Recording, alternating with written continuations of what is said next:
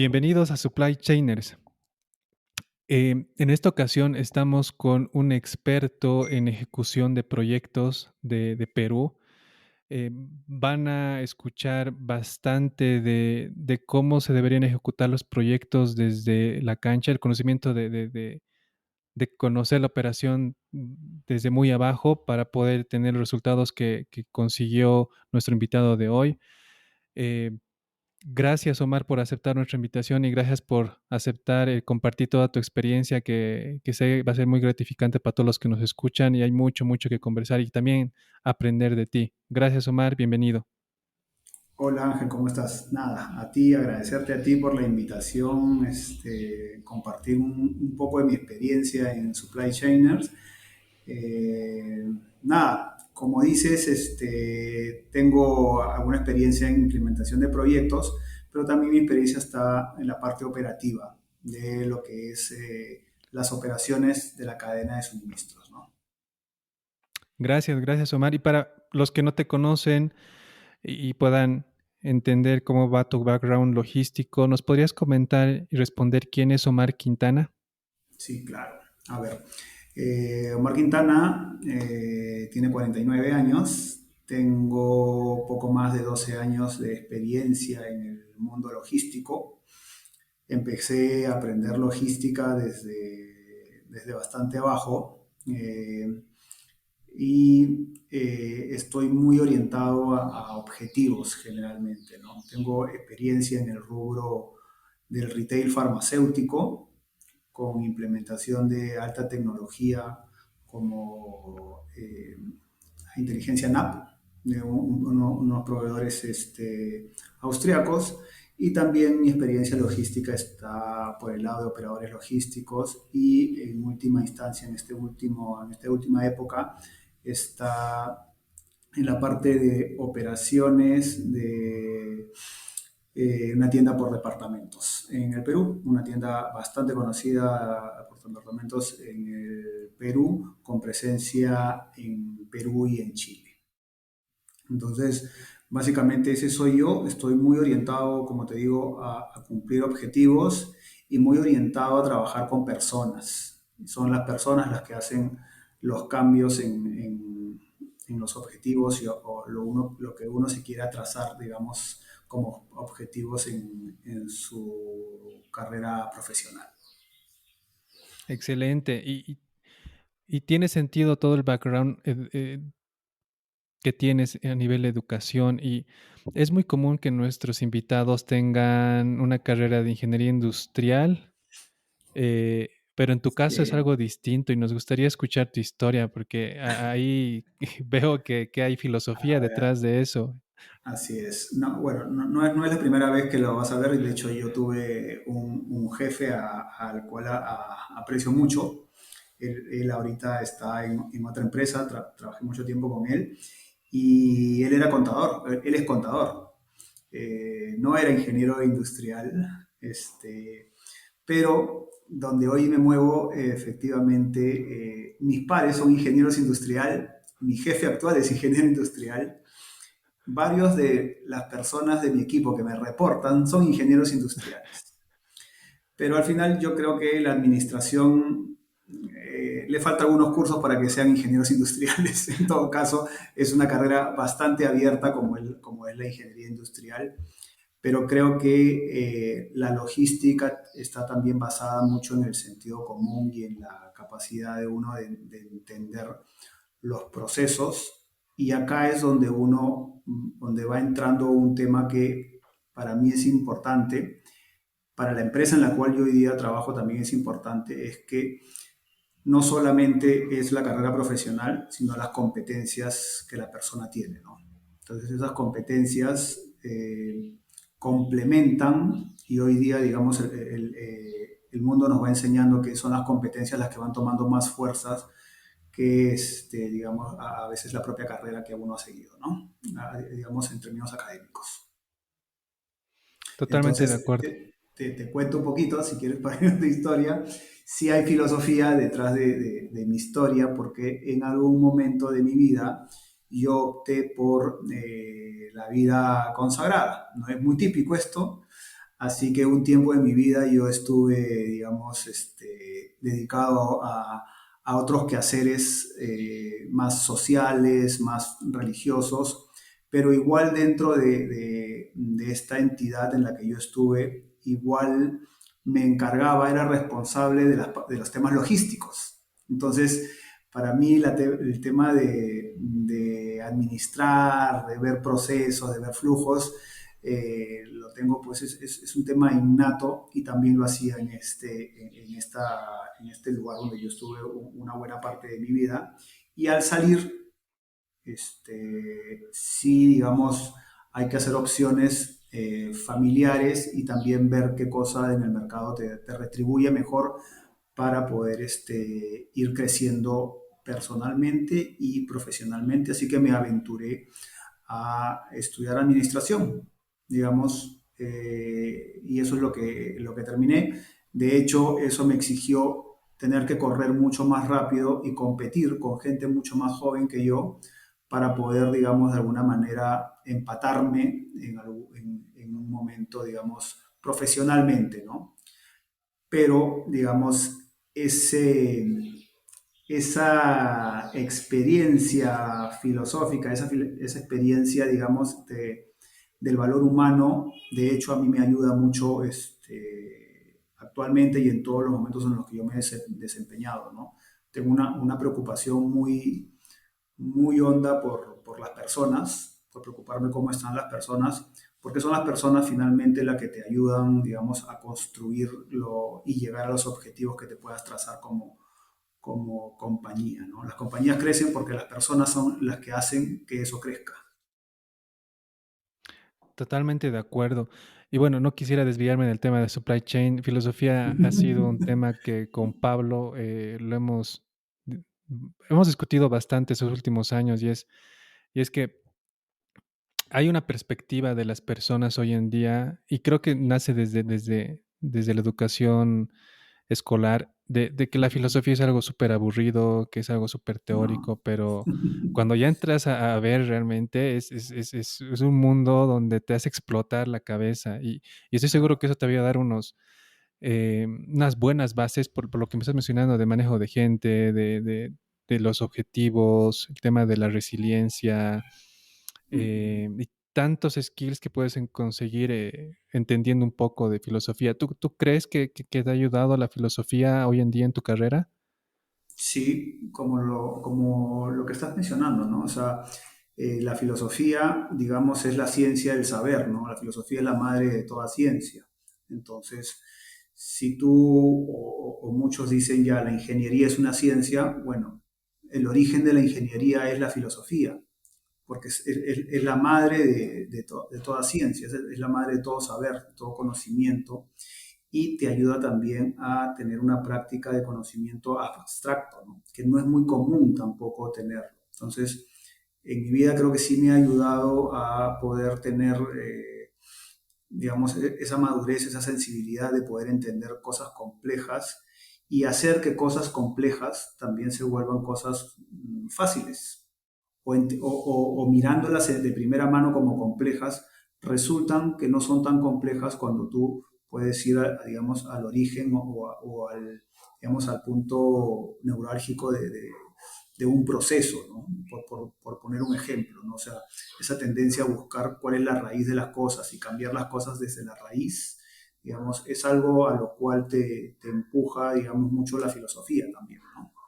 Y evidentemente a mí me ha ayudado mucho eso en mi vida, pero sobre todo me ha ayudado a relacionarme mejor con las personas que tengo, sobre todo con las personas que tengo como equipo, ¿no? O sea, y a saber que las personas tienen un valor notable en las cosas que hacen, porque si las personas no están comprometidas o las personas no están, digamos, motivadas de manera adecuada, es a veces un poco complicado que puedan llegar a resultados, ¿no? Y dentro de supply hay muchas circunstancias en las que hay que encontrar resultados, hay que buscar cómo resolver procesos, hay que buscar cuellos de botella y poder detectarlos y resolverlos para que los flujos, ya entrando a un poco más de logística, para que los flujos de una cadena de suministro se den, ¿no? Y hay que tener esa sensibilidad de saber dónde está el problema y buscar no un problema, sino una oportunidad de mejora, ¿no?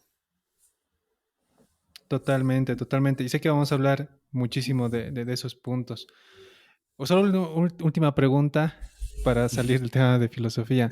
Eh, no me acuerdo si era en el libro de las leyes de Platón o la República de Sócrates, pero justamente mencionan que para manejar un gobierno, eh, las personas que deberían liderarlo tendrían que ser los más sabios del entorno porque van a ver el bien común. Y obviamente hace mención a algunas profesiones de ese entonces, como, o sea, no puedes poner un zapatero manejando un gobierno donde se toman decisiones tan complicadas. Y creo que hoy en día sigue siendo un tema para debatir. ¿Cómo tú lo ves? Mira, yo no lo veo tan así. Yo creo que las personas tienen, no hay persona que no tenga inteligencia.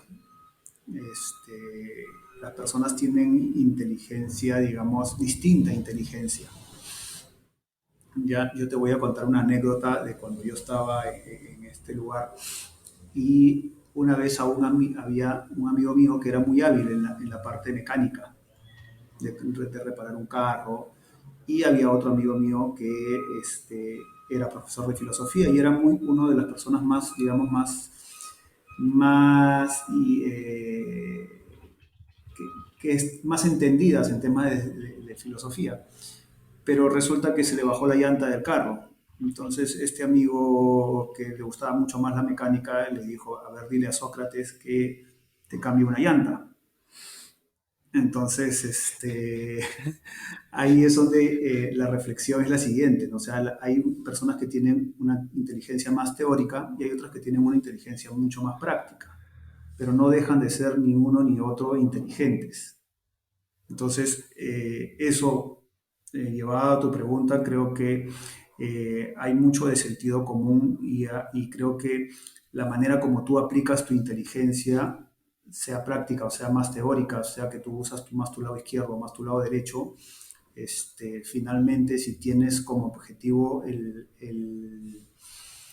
bien común de las personas, creo que puedes llegar a los objetivos, pero también es la importancia de hacer equipo, ¿no? De ver que complementar las cosas, porque no solamente por la teoría llegas a resultados. O sea, conozco muchas personas que conocen mucho de la teoría, pero hay que poner la práctica. Entonces, esa teoría se va a hacer, digamos, se va a hacer tangible en el momento que tú lo pongas en práctica y ahí vas a ver si es que resulta o no resulta, ¿no? Y tendrás que ir a ver cómo resuelves y modificas tu teoría, ¿no? O tu hipótesis, como quieras decirlo, ¿no? Gracias, gracias por darnos tu punto de vista. Y bueno, retornando y saliendo un poquito de la filosofía, ¿cómo, si tú hablaras con tu yo del año 2003, 2000, cuando estabas todavía estudiando administración de empresas, tú te visualizabas en ese entonces trabajar en este rubro de la logística? ¿O en qué estaba tu cabeza o qué estaban tus objetivos de profesional? A ver, yo te diría que siempre mi inquietud ha sido por temas, no te voy a decir logísticos propiamente, pero sí siempre reconocí en mis competencias y en mis talentos eh, habilidades para gestionar procesos, para eh, revisar flujos, cosas operativas, siempre fui muy práctico.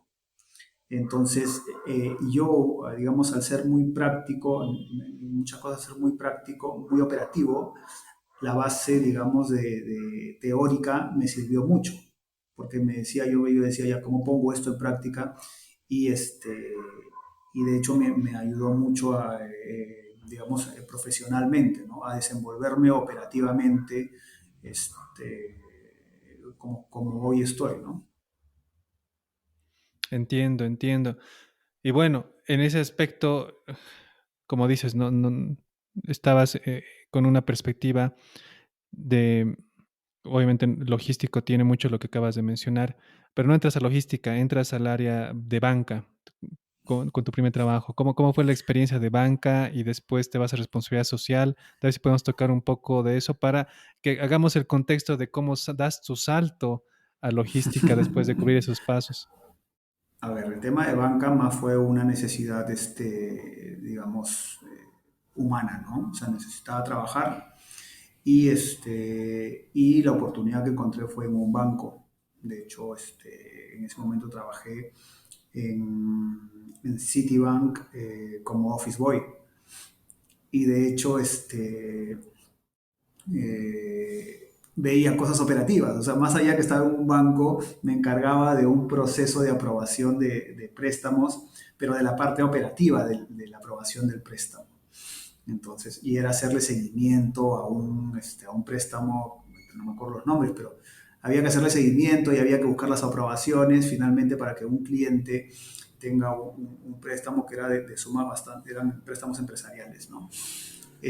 Pero siempre desde muy niño mi inquietud por hacer que las personas sean cada vez mejores personas, mi inquietud por ayudar a las personas siempre estuvo muy marcada. No voy a decir que fue un error, probablemente en la vida siempre hay errores y uno va aprendiendo de ellos, y creí que el conducto por el cual yo iba a ayudar a las personas estaba por la vida religiosa. Y finalmente uno se da cuenta que bueno, probablemente no estuvo por ahí, pero también en esa vida religiosa uno descubre que tiene ciertas competencias, ciertos skills que te van a ayudar más adelante, ¿no? Entonces, cuando ya dejé esta opción de vida que yo había hecho y empecé de cero, nuevamente era buscar algo que fuese, digamos, que a mí me gustase. De hecho, cuando una época de mi vida yo estuve buscando trabajo, te estoy hablando más de 15 años, yo me entrevisté en su momento fue presidente de la Sociedad Nacional de Industrias en el Perú, ¿ya? Porque era hermano de un muy amigo mío. Y lo primero que me dijo este señor es, oye, busca un trabajo que te guste. Porque si en el momento que tú no encuentres un trabajo que te guste, vas a trabajar más por necesidad que por pasión. Y hoy en día mi trabajo es pasión. O sea, en la logística hay momentos en que me paso de horas trabajando, hay momentos en los que tengo que trabajar de amanecida porque existen eventos tipo un cyber o tipo algún evento de Navidad, cosas que son eventos logísticos. Y mi pasión me ayuda a que yo pueda trabajar, digamos, hasta altas horas de la noche y pasarme varios días a un ritmo fuerte porque es lo que me gusta. Yo me considero un apasionado de lo que es la cadena de suministro, de lo que es supply chain. Y Y se eso me nota. ayudó, digamos, digamos, a dar ese salto y de hecho, en un momento de mi vida también estuve trabajando en un cementerio, que yo le digo una logística, pues, de logística de huesos, porque hay que buscar también eficiencias. Uno cree que un cementerio no necesita logística, pero sí necesita logística. Y necesita hacer eficiencia en espacios, necesita hacer eficiencia en metros cúbicos, por más duro que suene, ¿no? Pero finalmente detrás de un cementerio hay un negocio, ¿no? Y justamente creo que ese es tu primer cargo de logística, porque entras como analista senior de planeamiento. Sí. Y era justamente la pregunta que tal vez nos has respondido y quisiera entrar un poquito más a fondo. Em, ¿Qué variables tú conociste en este mercado, en este rubro que ahora lo puedes aplicar? O sea, hay temas que se van a aplicar a un restaurante, como a un e-commerce, como a una planta productiva y también tal vez a un cementerio. ¿Cuál es esa variable que ahora lo sigues aplicando, que has aprendido en ese trabajo? Mira, la variable es una variable de negocio, ¿no? Finalmente, siempre un cementerio tiene esa parte que es la sensibilidad por lo que pasa a una persona al perder un ser querido, pero tiene el otro plano, ¿no? En la cual sí hay un negocio y hay que mantener un negocio porque finalmente en ese negocio trabajan personas y esas personas hay que pagarlas. ¿No? Entonces, La variable está en la parte de, sobre todo de negocio y en la parte comercial, ¿no?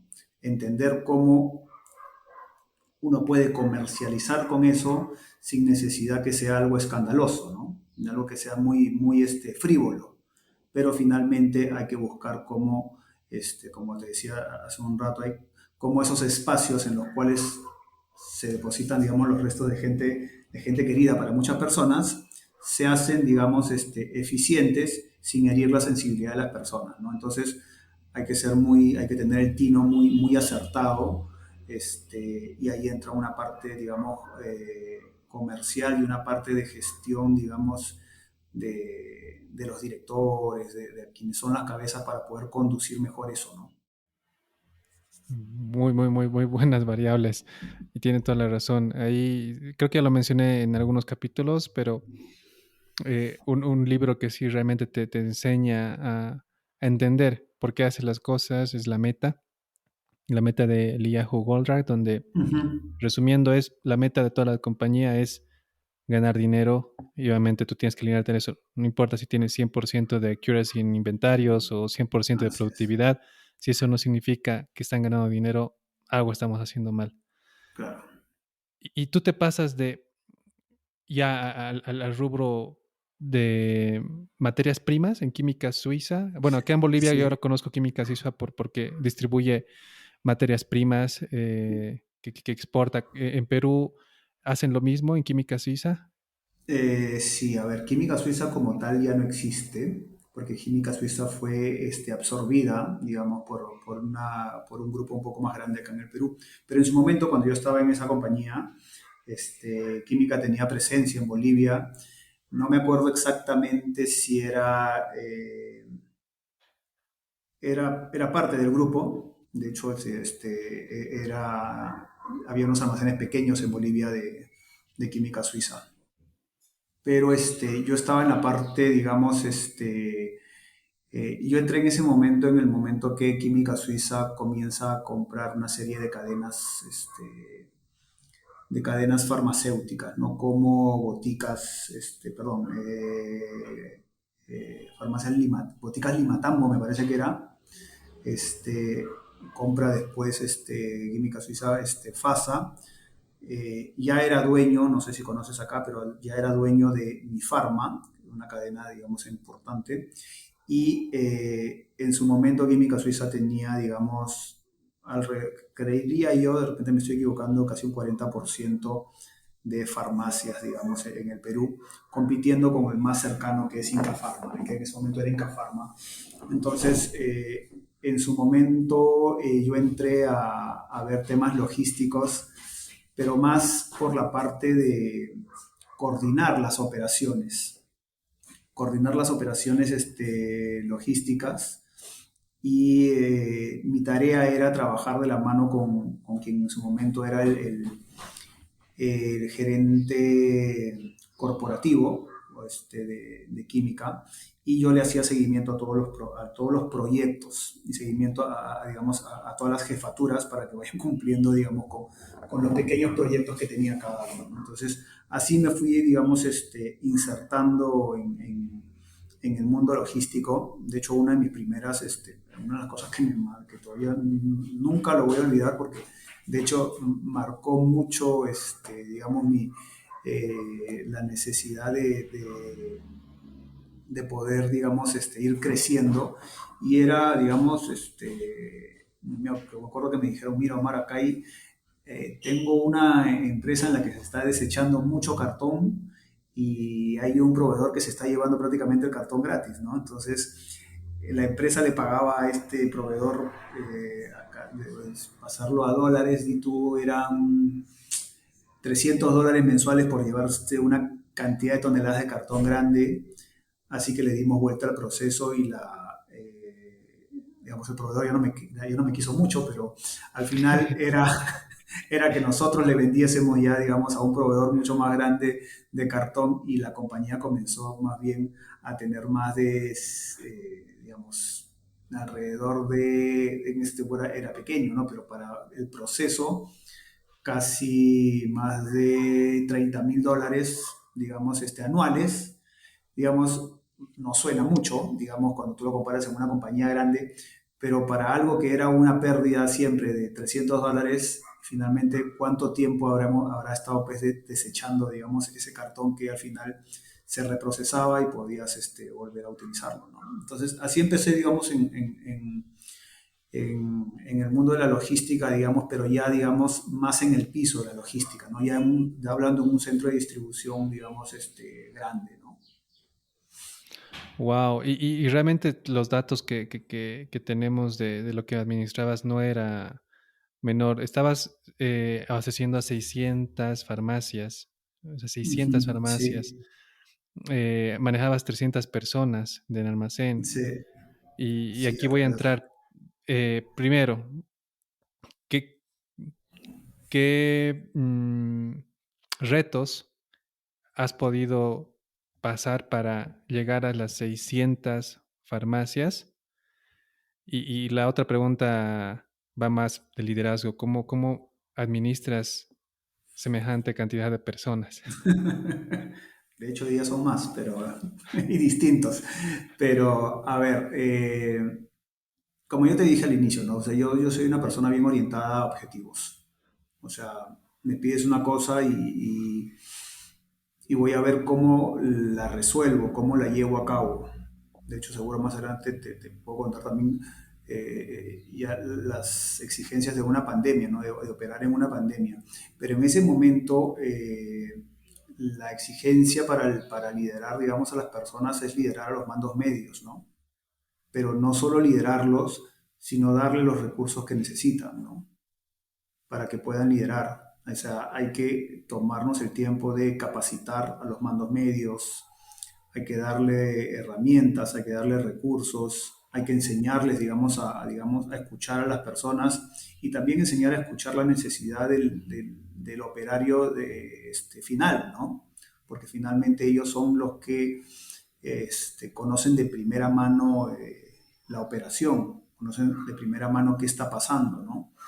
De hecho, digamos, haciendo un paréntesis con lo que hoy día hago, de hecho, varias cosas en los grupos de trabajo, digamos, de proyectos con mis pares en donde estoy hoy día, incluimos operarios, ya no solamente, digamos, el supervisor, el jefe del proyecto, sino como parte del equipo también está el mismo operario, ¿no? Entonces, eso a mí, en el momento que me encargaron la parte de operaciones de farmacias, de esta parte de farmacéutica, mi clave fue, digamos, acercarme más a los mandos medios, ¿no? Sin dejar de no acercarme, digamos, al operario y además de estar en la cancha, ¿no? O sea, dirigir, digamos, desde el balcón, como decimos,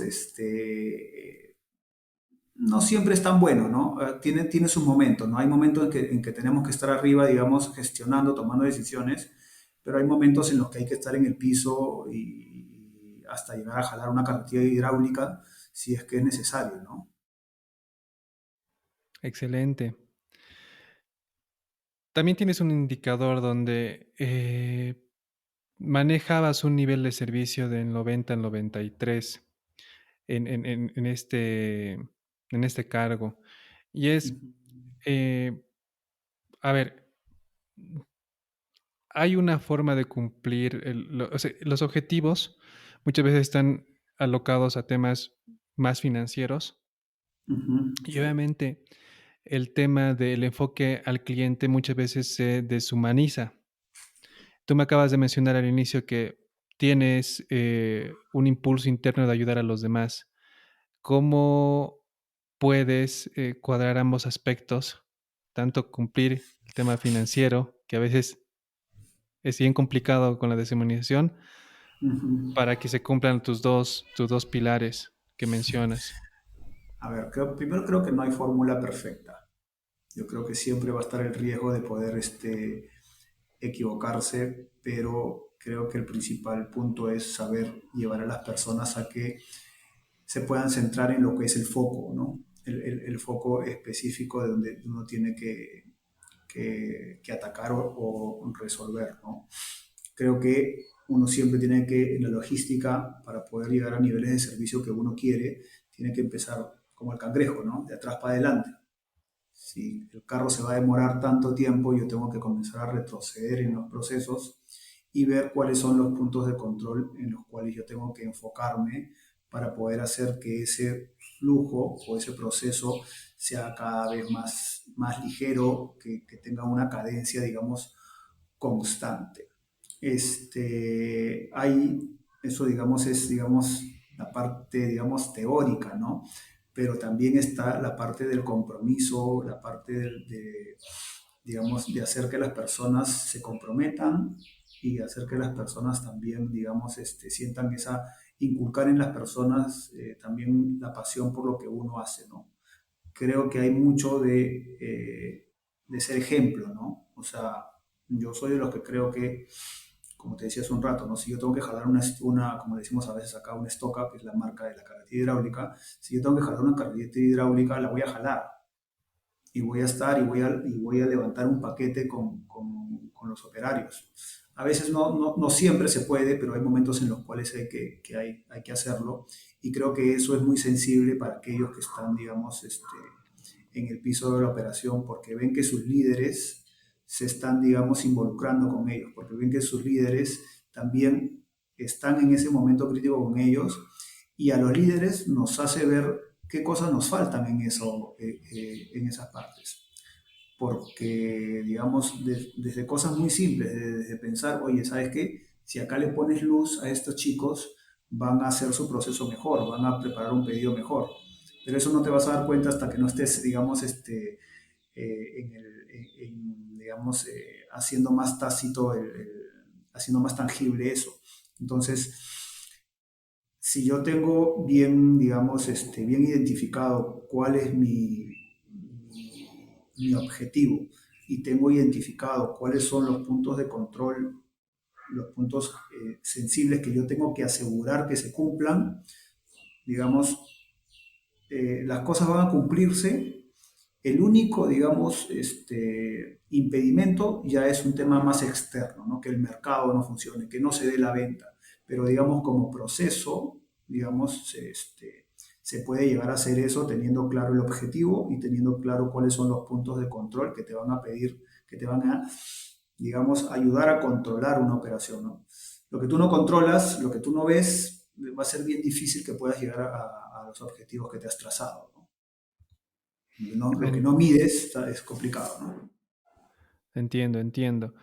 Y en ese aspecto, y hablando un poquito más de liderazgo en este aspecto, em, yo creo que has tenido tener lindas historias y historias feas. Me gustaría que nos compartas y cuando acabo de mencionar ya se te ha venido a la mente cada una. Sí, ¿Cuál es sí. la más bonita historia que te llevas de Química Suiza y cuál es la más desagradable?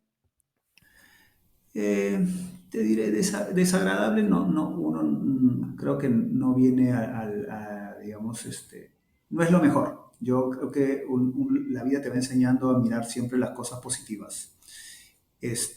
Lo más positivo que yo me llevé de Química Suiza fue la implementación del sistema de automatización de NAP, ¿no? O sea, un sistema de automatización que en ese momento no existía en el Perú. No había compañía que tenga un sistema de automatización de tal, digamos,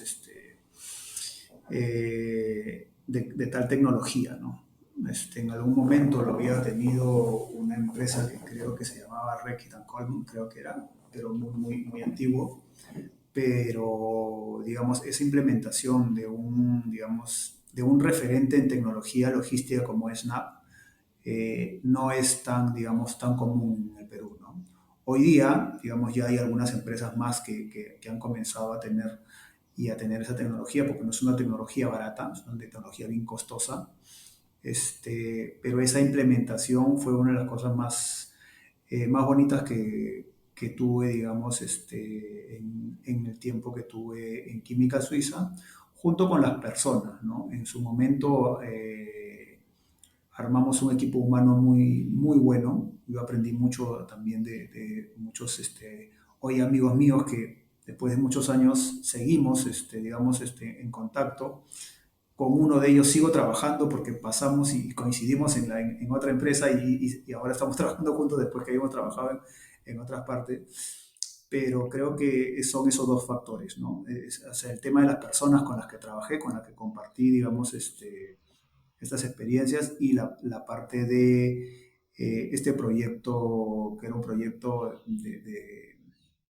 si mal no recuerdo, era mucho dinero, porque ese centro de distribución de hecho, yo tomé la posta del proyecto, porque en ese momento lo llevaba otra persona, él tuvo que salir, y yo tomé la posta del proyecto y el centro de distribución creció en casi 75% de capacidad de almacenamiento y además una nave, digamos, completamente automatizada, ¿no?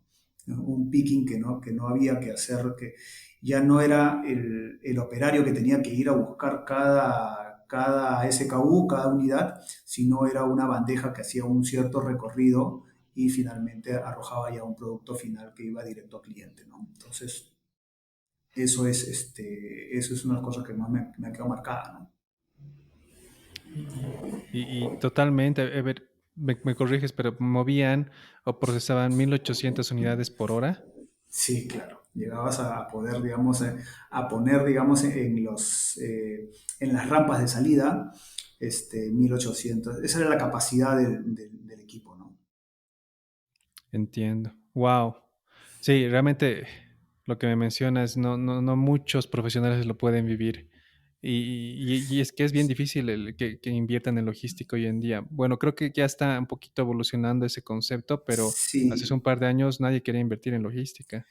de hecho es un tema que nos va a pasar en Latinoamérica, ¿no? En Latinoamérica las empresas tienen que ser muy grandes y, digamos, el payback no necesariamente tiene que estar por un tema de monetario, sino más bien puede estar por otros lados como exactitud de inventarios, como niveles de servicio, porque si solamente es mano de obra en Latinoamérica va a ser bien complejo, pues porque la mano de obra en Latinoamérica es muy barata y esta tecnología pues viene, es europea, generalmente, en general la tecnología que viene es muy costosa, ¿por qué? Porque la mano de obra pues hacia el norte, digamos, y en Europa es cara, entonces sí vale, digamos, la inversión porque lo ahorras en mano de obra, ¿no? En el caso de Latinoamérica sí tenemos ese inconveniente, entonces, digamos, la manera de pagar un proyecto de automatización no necesariamente va a venir por pagarlo por un ahorro en la mano de obra, ¿no? Sino más bien en otros, digamos, en otras cosas que hay que ir viendo, ¿no? Entiendo y concuerdo contigo. Creo que es un...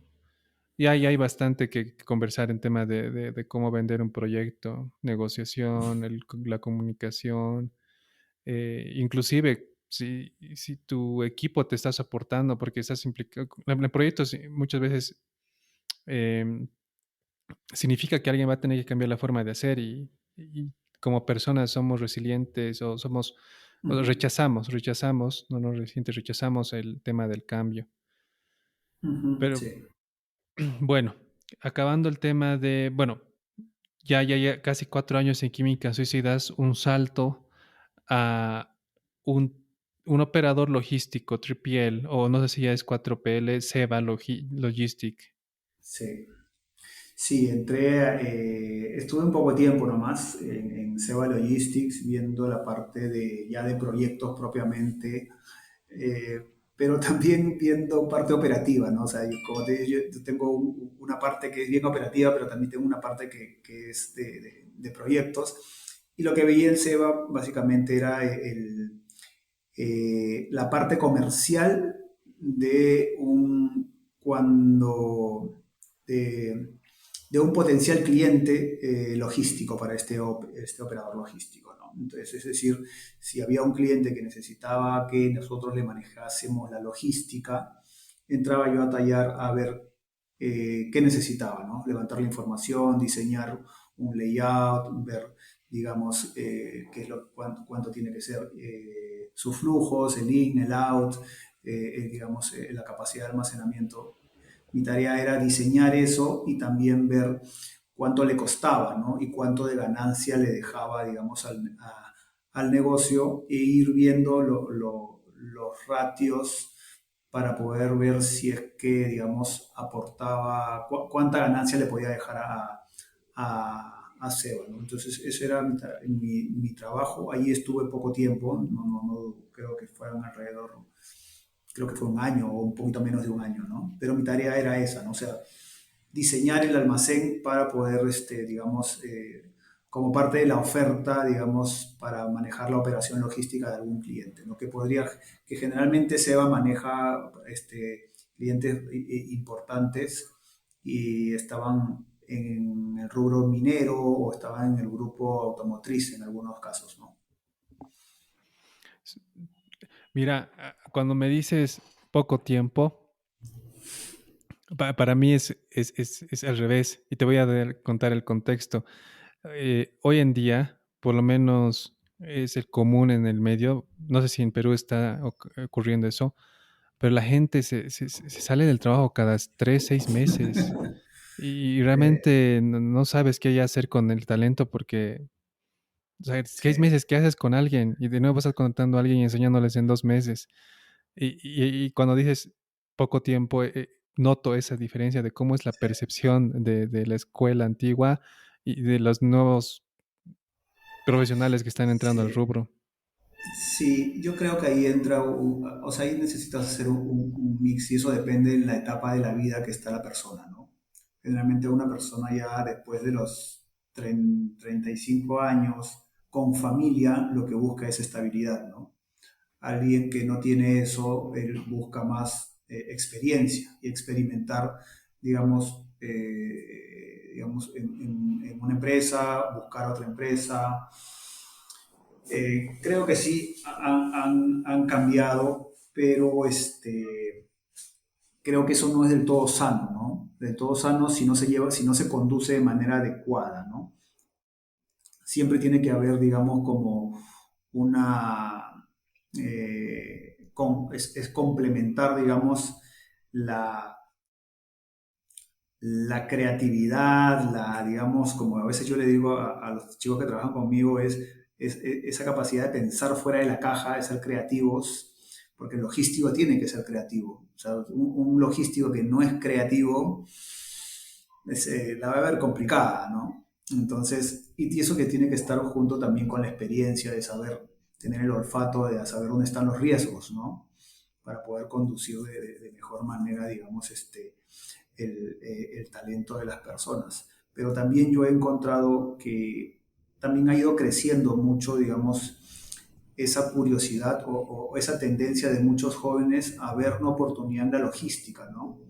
Antes era simplemente un almacén, lleva eso al almacén y no pasaba de ser un almacén, ¿no? Hoy día hablamos de cadena de suministros, hoy día hablamos de supply, hoy día hablamos de centros de distribución, y no solamente un almacén donde yo guardo, digamos, mercadería, ¿no? Entonces hay, digamos, hay toda una ciencia que está detrás de eso, ¿no?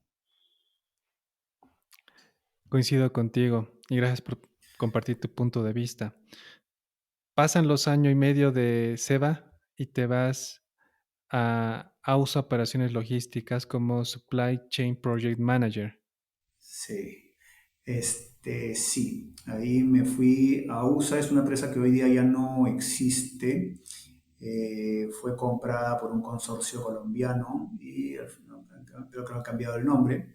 Eh, Ahí fui para trabajar de la mano de la gerencia de operaciones y para ver algo muy similar a lo que hacía en Seba, simplemente que el nombre era distinto, pero digamos el rol era similar, ¿no? Era la parte comercial, logística.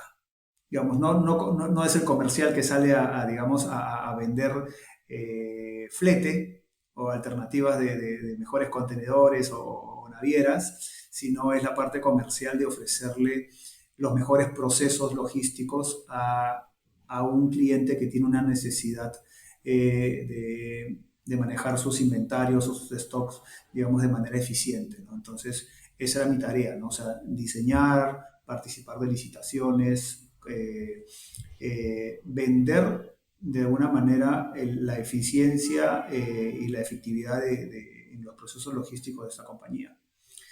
Ahí también, bajo mi perspectiva, estuve poco tiempo. Y salté, digamos, a la empresa en la que estoy hoy día, que es Ripley, ¿no? Curiosamente, y eso, digamos, tiene que ver mucho con mi vida, eh, pocas veces he postulado a un trabajo. Generalmente a mí me han llevado de un sitio a otro. Wow. De este sitio que yo estaba en un cementerio me llamaron, me llevó una persona a Química Suiza. Eh, en SEBA era una persona que estuvo en Química Suiza y finalmente me dijo, oye, vente conmigo. Lo mismo me pasó en AUSA. La persona que había estado en SEBA me dijo, oye, vente conmigo a USA. Y lo mismo pasó en Ripley, ¿no? Entonces, que no quiere decir que no haya pasado por entrevista, que no haya sido, digamos, haya presentado, ¿no? Pero generalmente hay que agradecer mucho a la vida porque no he tenido esa necesidad de estar, digamos, buscando cómo recolocarme, sino más bien creo que las competencias de las personas, como te decía, son, digamos, las claves y es como hoy día también va cambiando la filosofía de los empleadores, ¿no? O sea, no solamente están buscando, digamos, lo académicamente, la formación académica competente, que está bien, que es correcta, sino que también hay que buscar, digamos, las competencias de las personas, ¿no? Entonces, me he cruzado en las empresas en las que he estado que le dan un valor importante a eso, ¿no? Sí, tiene un peso muy importante hoy en día. Ya incluso he estado viendo que hay una tendencia a ya no llamarle recursos humanos, le llaman departamento de People and Culture, Sí, departamento de talento sí. y no sé qué otros nombres más. Ahí me ponen Gestión de personas. gestión de personas y es por lo que mencionas. Ujú. Se ha vuelto más importante que antes, cuando siempre era importante, ¿no? Sí. Y acá me causa curiosidad, y desde tu punto de vista, ¿qué crees que tú has mostrado o te ha ayudado para que esto ocurra en tu vida? El tema de que, porque no todos tienen el privilegio de decir, yo nunca en mi vida he buscado trabajo, siempre me han buscado. ¿Qué crees que, Eh, que tienes tú para que te hayan jalado siempre? Yo creo que tiene que ver con un tema de transparencia, tiene que ver con un tema de integridad personal. Te lo he dicho desde el inicio, ¿no? De hecho, a mí me agrada mucho cuando muchas de las personas las cuales me han reportado, me han hecho notar, digamos, el valor que le doy a las personas, ¿no? O sea, el valor que le doy a la parte humana del trabajo. Entonces, el trabajo tiene una parte humana que es la parte fundamental, ¿no? Este, pero creo que es eso, ¿no? Es generar confianza, es ser una persona de confianza, y de hecho me ha tocado a mí siempre con las personas que han sido mis jefes, mostrarles eso, ¿no? Que pueden confiar en mí y, digamos, parte de mis características personales es que siempre busco no, digamos, no defraudar a las personas que han confiado en mí. Entonces, y si eso, digamos, implica mayores, digamos, sacrificios, mayor esfuerzo, siempre he estado dispuesto a hacerlo, ¿no? Pero también la vida uno te va enseñando, ¿no? O sea, en la vida uno también va cometiendo errores. Entonces, y esos errores o, o aprendes de ellos para mejorarlos o sigues cometiendo lo mismo, ¿no? En mi caso creo que sí, sí, sí me ha ayudado mucho poder tener una mirada retrospectiva y una mirada también interior a saber qué cosa es lo que las personas esperan de mí y hacer el mayor esfuerzo por cumplirlo, ¿no? Me pasó con mi jefe anterior y me pasa con mi jefe actual. O sea, yo busco cómo hacer que sus objetivos, hacer los objetivos de la compañía, hacer los objetivos que busca que mi jefe cumpla, hacer los míos y cumplirlos.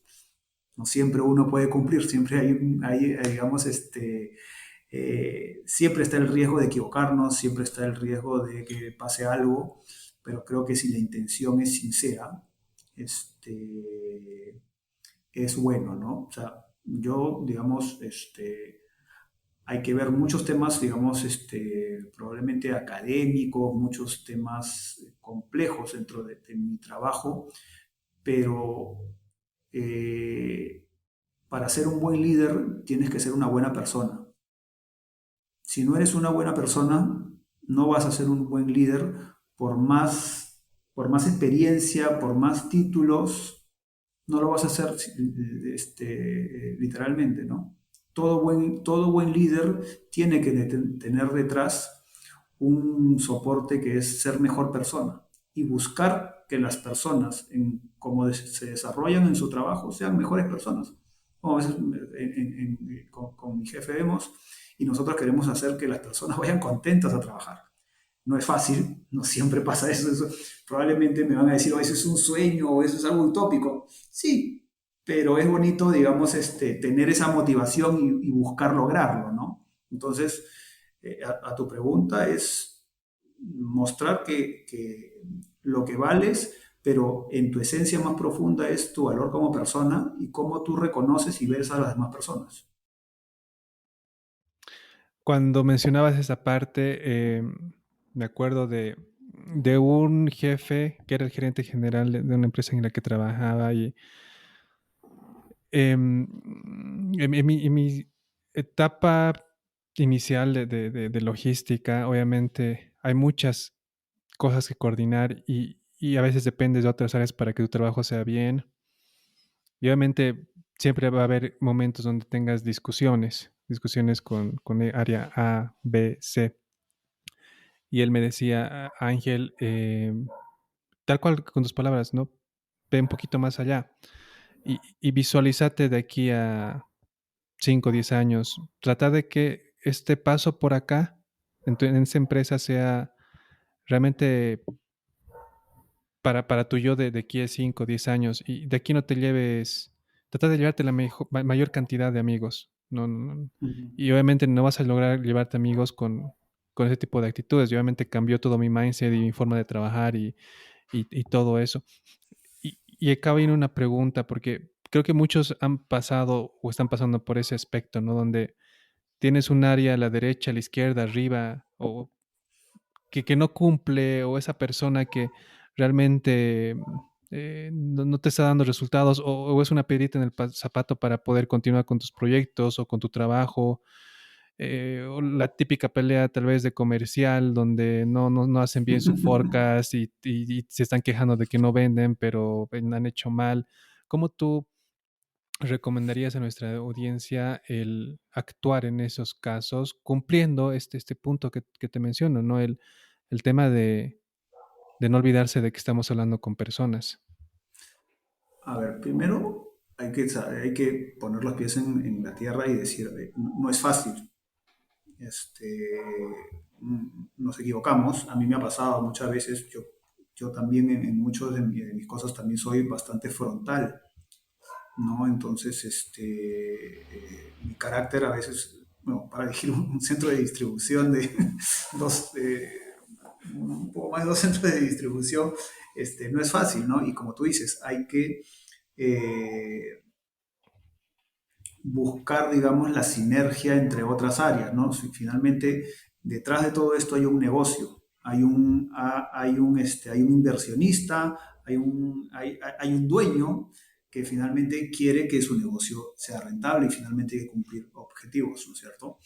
Pero yo creo que ahí clave es siempre ver cómo se buscan soluciones, siempre tener, digamos, la humildad de aceptar los propios errores, pues digamos, nadie es dueño de la verdad. Y para mí, Omar, es confiar en las personas, ¿no? Confiar en que las personas pues, van a buscar siempre, digamos, hablando como equipo de trabajo, eh, voy a decir algo que de repente no le pasa a todos, pero he tenido la suerte también de tener buenos jefes y la tengo hasta hoy día. Entonces, creo que eso también hay que saber resaltarlo y también escucharlos y buscar siempre llegar a un consenso, sin decir que uno tenga que aceptar, digamos, las cosas como las necesitan o como las quieren otras áreas, ¿no? Finalmente hay que buscar qué cosa necesita el negocio. Si comercial quiere algo, si proyectos quiere algo, si planificación necesita algo, si las partes, en caso ahora yo veo unas cosas de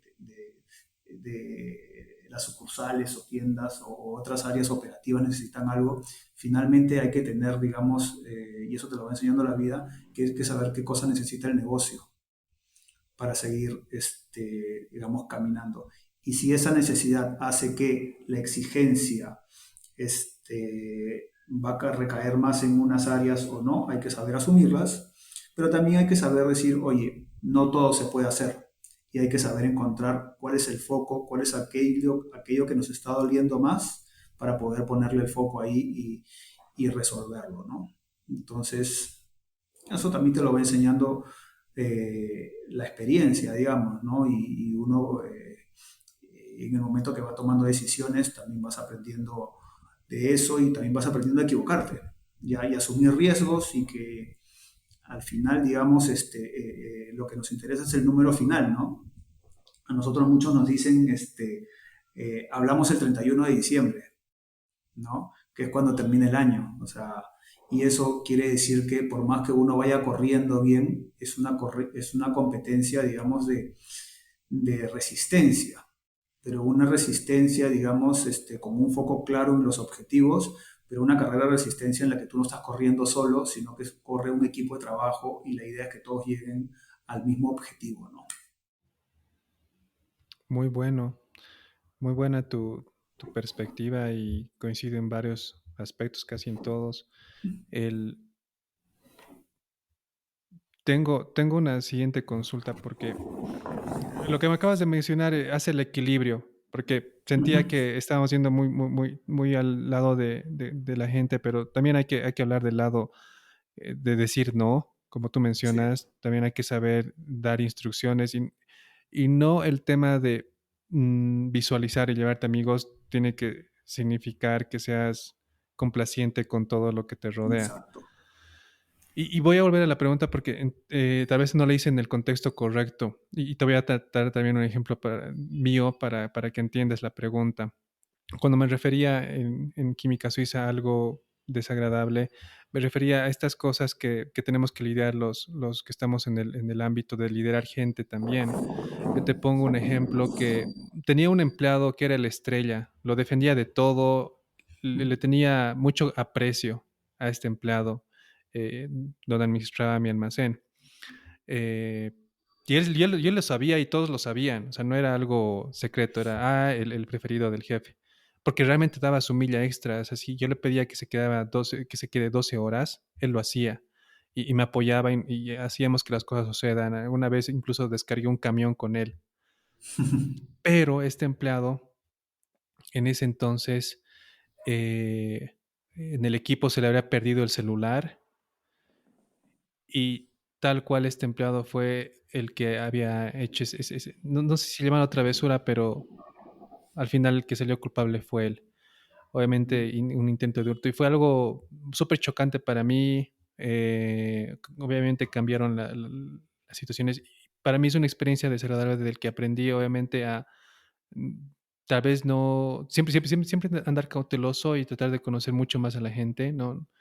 Por más que lo veas a una persona súper proactiva y buena, también tienes que conocer el lado humano que comete errores y bueno, hay tantos aprendizajes más que podría mencionar, pero ese es el contexto en el que va la pregunta. ¿Tú has Ujú. tenido alguno de estos eventos, obviamente no como el Ujú. mío, espero, pero donde has tenido que aprender y llevarte algo de ese mal sabor de boca? Sí, sí he tenido varios. Yo soy los que creen que no todo lo que brilla es oro. Yo creo que si tenemos gente buena, hay que saber reconocer en esas personas, digamos, qué cosa tienen y cómo puedo hacer que las que no son tan buenas tengan eso, ¿no?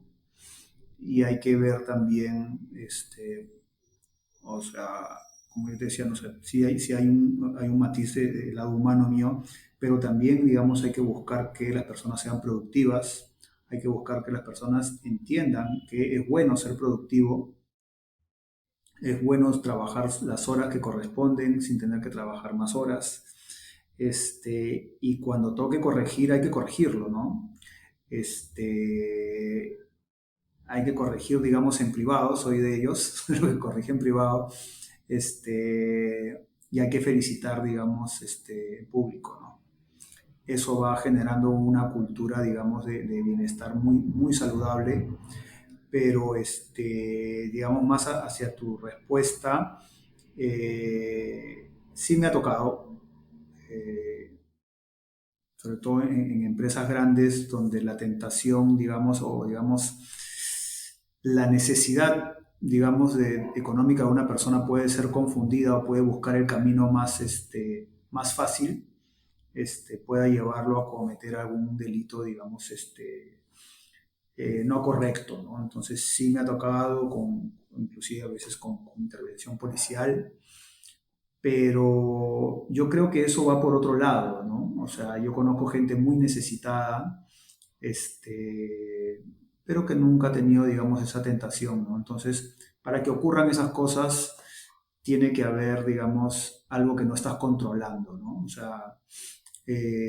para que pasen esas cosas, tiene que existir la ocasión y tiene que existir la intención, ¿no? La intención es algo que es personal. Yo tengo la intención de hacerlo, ¿no? Pero la ocasión la pone, digamos, muchas veces el mismo empleador, ¿no? Que no tiene, digamos, puntos de control adecuados, ¿no? Si yo no estoy controlando adecuadamente, digamos, le estoy poniendo la ocasión para que una persona que tiene una cierta necesidad y se la ve complicada pueda, digamos, poder, digamos, hacer cosas que no deben, ¿no? Es doloroso sobre todo porque probablemente detrás de eso hay familias, ¿no?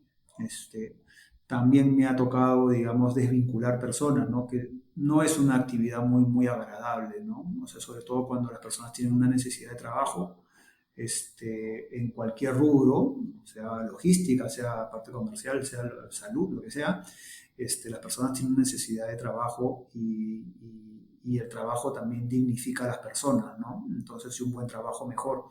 Y cuando digamos, las condiciones de trabajo son las adecuadas, más aún, ¿no?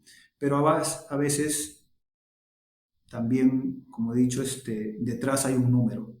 Y ese número a veces hace que tengamos que, digamos, tener que desvincular a ciertas personas, ¿no? Que son muy valiosas, que son buenas, pero que no estamos, digamos, el negocio, digamos, al fin y al cabo tiene que buscar un equilibrio y tiene que buscar, digamos, la maximización, digamos, de sus recursos, ¿no? Entonces, esos, digamos, son las cosas, los sinsabores que tiene, sobre todo cuando uno va creciendo, digamos, en el rol, ¿no? Cuando uno va asumiendo mayores cargos, digamos, hay algunos sinsabores que uno tiene que también saber, digamos, conducirlos interiormente, ¿no? Porque al final uno tiene que regresar a casa y no puede llegar, pues, digamos, triste, digamos, porque ha hecho algo, más allá de compartirlo, finalmente, digamos, tenemos que regresar a casa, digamos, de la mejor manera, ¿no?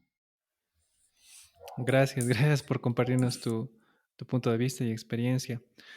Y bueno, volviendo al tema de Replay, porque sé que has hecho muy, muy buenas cosas, estás haciendo muy buenas cosas en temas de logística. Primero, comenzaste en Replay el 2018 como gerente de proyectos y planeación. Y en este cargo tuviste que vivir la pandemia. ¿Cómo fue esa experiencia y todo lo que todos hemos vivido en pandemia? Pero cuéntanos en tu Sí, historia. claro. Claro, para todo, digamos, para todo el mundo, digamos, la pandemia ha sido digamos, una clase maestra de algo, pero todos la viven de manera distinta, ¿no? Para mí fue algo, no fue agradable en el sentido de que no fue fácil, pero también fue una experiencia, digamos, de aprendizaje buena, ¿no? En épocas de crisis uno aprende mucho, y sobre todo aprende a tomar decisiones, rápidas. Entonces, como dices, yo en su momento estaba más dedicado a la parte de planificación, de la operación, es decir, digamos, recibía la necesidad la necesidad de reponer la mercadería que había generado todas las tiendas, la venta de las tiendas, ¿no? Y eso pasaba por el equipo que yo tenía y ya lo destinaba a la operación para que la operación lo procese y lo envíe, digamos, a las tiendas, ¿no? De la mano de eso me tocaba ver la parte de proyectos. En ese momento los proyectos todavía estaban muy inmaduros. Me tocó también estar mucho tiempo en Chile porque ya se comenzaban a dar los primeros pasos de mirar, digamos, una, un desarrollo de un sistema que nos permita gestionar mejor los pedidos a través de nuestro e-commerce, ¿no? Este, y llegó la pandemia. Llegó la pandemia y en la coyuntura en la que estaba yo, varios compañeros míos no podían estar, digamos, eh, conmigo. En ese momento quien era mi jefe también no podía estar por temas también personales. Y tuve la encargatura de la persona que hoy día lidera Replay en el Perú, el CEO, de encargarme de supply. Así que en ese momento me encargué de todo, ¿no? Y ahí es donde yo te decía, ¿no? Que hay una parte operativa, muy operativa mía, ¿no? Entonces, y como a todos en pandemia, tuvimos que hacer cosas que normalmente no hacíamos. Y era ver cómo salvábamos un negocio, porque detrás de ese negocio habían personas que tenían que trabajar y habían personas a las cuales habían que pagarles y había que generar ese dinero. Entonces, eh, fue una experiencia muy buena en el sentido de que también, digamos, nos hizo encontrar muchas oportunidades logísticas, muchas oportunidades de mejoras en los procesos, muchas oportunidades de mejoras en los sistemas. Junto con esto, la mayor crisis fue la crisis sobre todo en los operadores logísticos de transporte, ¿no? Ahí es donde estuvo muy duro el tema, ¿no? Y junto con eso, digamos, los aforos reducidos, el e-commerce se multiplicó por cuatro. En mi caso, el centro de distribución en lo que estaba muy orientado a abastecimiento a las tiendas, pero nacía se comenzaba a formar un nuevo canal que era el canal e-commerce con un potencial gigante que sigue teniéndolo y generando las oportunidades de mejora que seguimos trabajando en equipo. Entonces, nos tocaba solucionar temas. No eran fáciles, había que producir, las personas necesitaban su pedido, gente compraba, cuando compras en internet tú ya compraste, al final tú te dices, oye, ¿cuándo tengo mi pedido? Entonces había que buscar la mejor manera de tener la trazabilidad de los pedidos, ¿no? Entonces ahí nacieron digamos, muchos proyectos que hoy día, digamos, ya son realidad, de tener una mejor trazabilidad, una mejor experiencia del cliente, tener en verdad al cliente en el centro, ¿no? La pandemia como que hizo que eso corra mucho más rápido, ¿no? Lo que uno pensaba crecer, digamos, en la parte de tecnología, en la parte de supply, todavía en 3 4 años, al final llegó mucho más rápido de lo que uno esperaba, ya que había que ver cómo solucionarlo, ¿no? Entonces, ahí entra mucho el tema de tomar decisiones, ¿no? De saber, digamos, ser de los que empuja, digamos, el carro y no de los que están arriba, digamos, esperando que lo empujen, ¿no? Entonces, creo que eso fue, digamos, parte de una de las experiencias más buenas que he tenido. En ese momento se me pidió, ¿sabes qué? Necesitamos que te hagas cargo ya de las operaciones de los centros de distribución y feliz, digamos, la asumí. Como yo te he contado, yo me apasiona mucho la logística, y feliz, yo voy a trabajar feliz todos los días, ¿no? No te voy a decir que siempre hay oportunidades, hay cosas que no son tan agradables, pero son parte del trabajo, ¿no? Son parte de la exigencia, hay que preocuparnos por cumplir, digamos, los niveles de servicio, los focos cambiaron, ¿no? O sea, no solamente era llegar a la tienda, sino también cómo hacemos que indicadores importantes como un NPS, como un nivel de servicio, se vuelvan algo medular, digamos, en nuestra cultura, donde el cliente es el centro. Y hacer que sea eso era hacer que los mismos operarios entiendan que el cliente era lo más importante, ¿no? Entonces, allí también tuvimos un reto importante en que una operación que estaba acostumbrada a manejar volúmenes de pedidos, entre a manejar pedidos en detalle, digamos, en conjunto con un volumen grande, pero con una preparación, con un detalle mucho más minucioso, porque iba al cliente final y ahí comienza, digamos, a tener mucho más apogeo lo que hoy conocemos como la Smile o el Omnichannel, pero que finalmente, como dicen varios, y me incluyo entre los que lo decimos, la última milla, digamos, es la suma de todas las millas anteriores, ¿no? Si la última milla no va a existir si detrás de esa última milla no hay una operación eficiente, ¿no?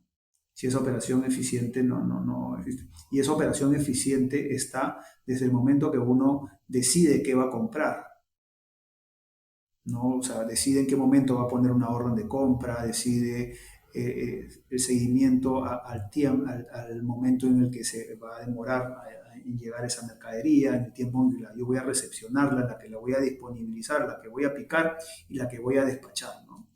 Entonces, esa sumatoria de millas hacen que la última milla de verdad sea algo muy bueno, como es en nuestro caso, ¿no?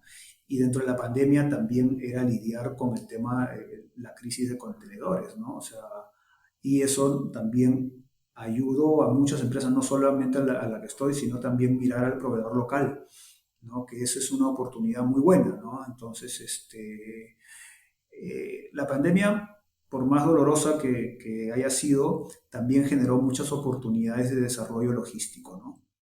Creo yo que es uno de los rubros que ha tenido mayores oportunidades. De repente me equivoco, ¿no? Pero creo que ha tenido, que es uno de los que tiene mayores oportunidades y es la que tiene, digamos, una visión a futuro muy grande, ¿no?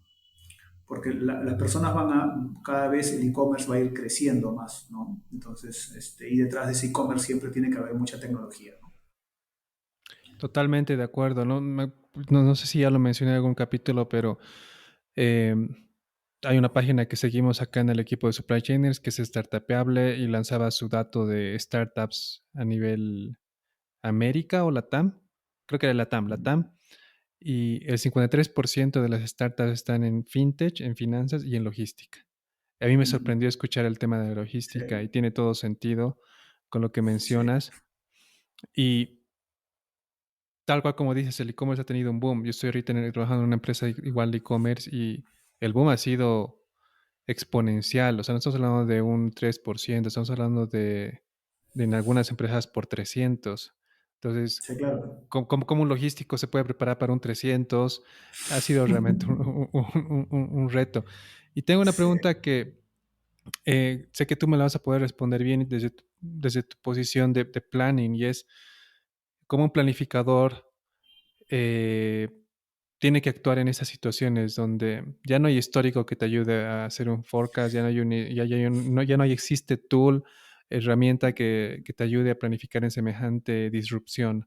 ¿Qué aplicaste o qué técnicas recomiendas a aplicar? ver, recomiendo, porque digamos lo que aplicamos, no solo lo hice yo, fue un equipo de gente, pero lo que mejor recomiendo en estas cosas es visibilidad. Es decir, tener, porque cuando tienes la data, es comenzar a construir los indicadores y hacer la trazabilidad de las cosas. Cuando tienes la trazabilidad, tú puedes, digamos, detectar cuáles son, digamos, los puntos de control en los cuales tú comienzas a medir cada proceso clave.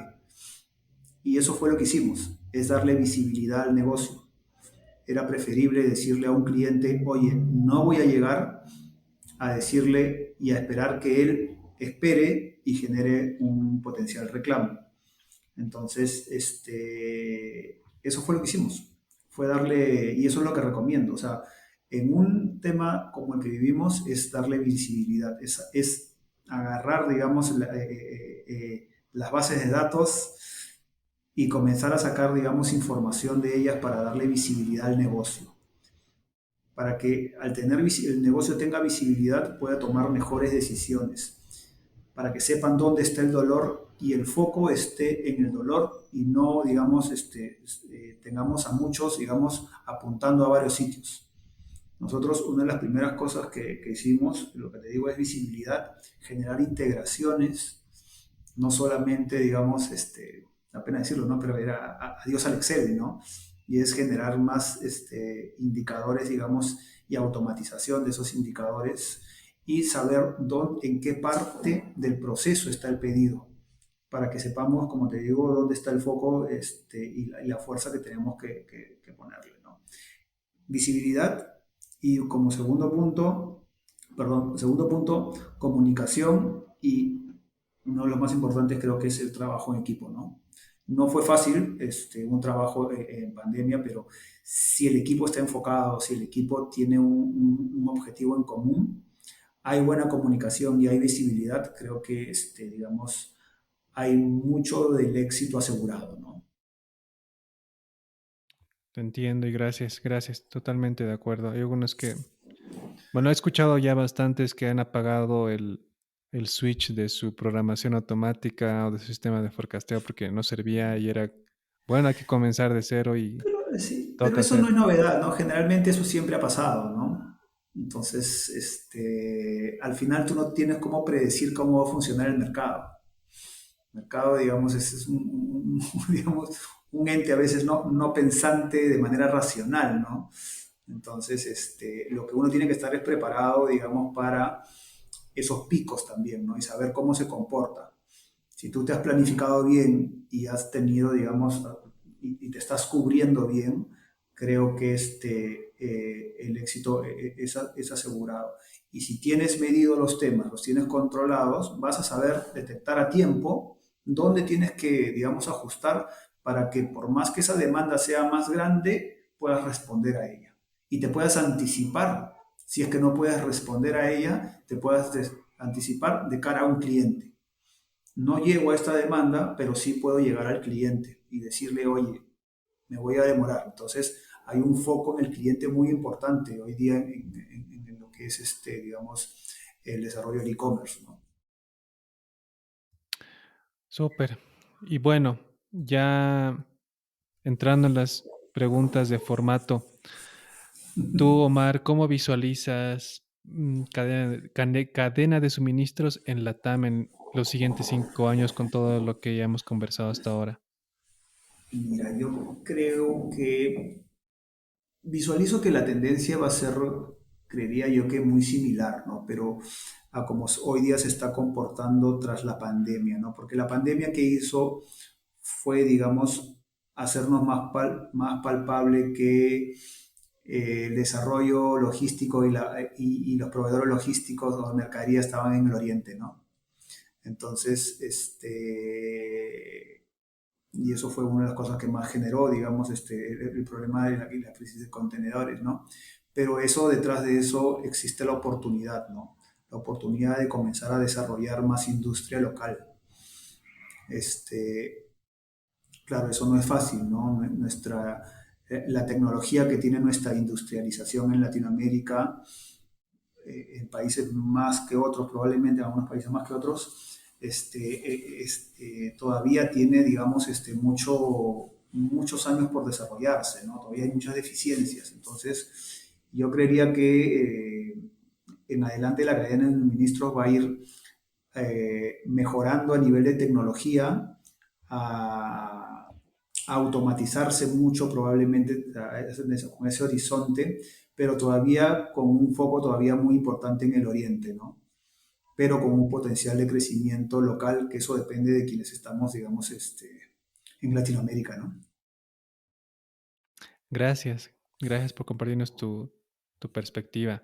La otra pregunta de formato es, bueno, a este punto has debido recordar bastante del pasado, eh, y Bueno, si perdieras la memoria y te mostraran una lista de todo lo que aprendiste en tu vida y de esa lista te dieran la oportunidad de recordar solo una cosa, ¿qué, qué escogerías o qué elegirías para recordar y por qué? Eh, yo te diría que lo que más quisiera recordar es mi familia, a mi esposa, a mi hijo, a mi madre, a mis hermanos, a mi familia. Eso es lo que más quisiera recordarme, ¿no? Ya, esas personas van a gatillar el resto de cosas que seguro vamos a ir recordando, ¿no? Pero como yo te decía, uno tiene que ser un buen profesional, pero tiene que estar, digamos, soportado en una familia, ¿no? En algo que te ayude, digamos, a que lo que buscas hacer, digamos, eso que te motiva a hacer y a querer lo que haces, digamos, sustentado en tu familia, ¿no? Gracias, bonita respuesta. Y la última pregunta de cierre. Si tuvieras un superpoder para comunicarte con todos los que están actualmente o están por comenzar en cadena de suministros y pudieras darles un mensaje, ¿qué mensaje les darías?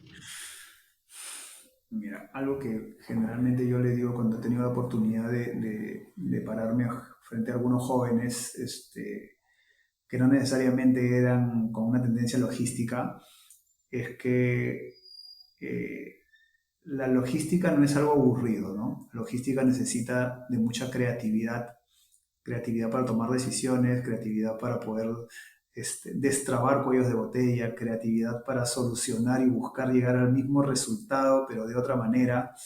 Este, es apasionante, ¿no? O sea, creo que para poder juzgar algo, una realidad, hay que conocerla, ¿no? Yo tuve la oportunidad de recibir a unos jóvenes en el centro de distribución y, y al final de la visita muchos querían ver cómo querían estar en el área de supply, ¿no? Porque comienzas a explicarles cómo se hacen las cosas y sobre todo cuando muchos de ellos son ingenieros, bueno, pues les brotan, digamos, los temas de flujos, de procesos y cuando ves algo ahí, entiendes pues que para que te llegue un paquetito, digamos, a tu casa, ha tenido que pasar por una serie de procesos, digamos,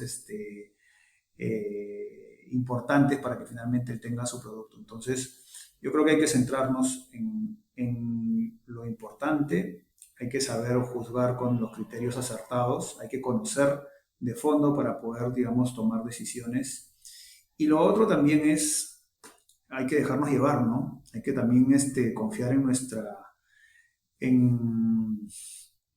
en nuestra parte creativa o en nuestra intuición y saber dejar que aquello que, que te gusta también te toque, ¿no? Te dice, o sea, si tú quieres, tienes que trabajar en algo que te guste para que en verdad seas un apasionado de lo que haces, ¿no? Gracias, totalmente de acuerdo. Hay un podcast que justamente habla de eso, 13%, donde justamente el nombre lo pusieron por ese aspecto, porque no me acuerdo del estudio, pero solamente el 13% de las personas aman lo que hacen. O sea, están en un trabajo donde aman lo que hacen. El otro porcentaje está viviendo el día a día. Sí. Y, y es verdad. Antes de que terminemos, me han estado pidiendo del equipo de Supply Chainer que te pregunte cuáles son tus filósofos favoritos y qué libros nos recomendarías para comenzar en la filosofía. A ver, yo estudié filosofía, pero no fui muy adepto, ¿no? Pero, digamos, una de las cosas que a mí me gustaba más era Aristóteles. Yo leí también era casi filósofo, pero era un romano que se llamaba Cicerón, que también es algo que recomiendo leer si alguien puede leerlo, ¿no? Pero creo que Aristóteles fue una de las cosas que más me impactó. Pero lo estudié, pero no es algo que a mí me apasione, ¿no? Sino que creo que ha generado una buena base, digamos, para criticar las cosas y para saber, digamos, darle el valor a las cosas, ¿no? Eso. Gracias, gracias, Omar. Bueno, En nombre de todo el equipo de Supply Chainers, agradecerte por darnos tu tiempo y el haberte abierto para contarnos todo lo que nos No, contaste encantado. hoy. Es primera vez que generalmente varias cosas que yo he estado, me han pedido que exponga temas de procesos, explicar cómo se resuelven algunas cosas, pero es primera vez que me siento a contarles cómo es el día a día o cómo han pasado las cosas, pero de una manera ya más, simple, ¿no? Porque finalmente, detrás de todo el trabajo que hago, sí hay que tomar decisiones y hay cosas importantes que hacer dentro de los procesos de una cadena de suministro, ¿no? Pero nada, gracias Sí, a ustedes también. no, Encantado como te cuando quieran. mencionamos, todo el equipo está buscando eso, que mostremos el otro lado de la moneda. O sea, todo esto, por lo menos no hemos encontrado en nuestro formato y esperamos que realmente los que nos escuchan lo estén disfrutando como nosotros lo disfrutamos al grabarlo. Se aprende bastante y nuevamente gracias. Y a todos los Ya. que nos están escuchando y sienten que esto puede ayudar a algún colega, eh, o a varias personas, no olviden en compartir el capítulo, que ya conocen las plataformas en las que estamos: LinkedIn, YouTube, Apple Podcasts y Spotify. Si has llegado hasta aquí, agradecemos por habernos escuchado hasta el final y nos vemos en una siguiente oportunidad.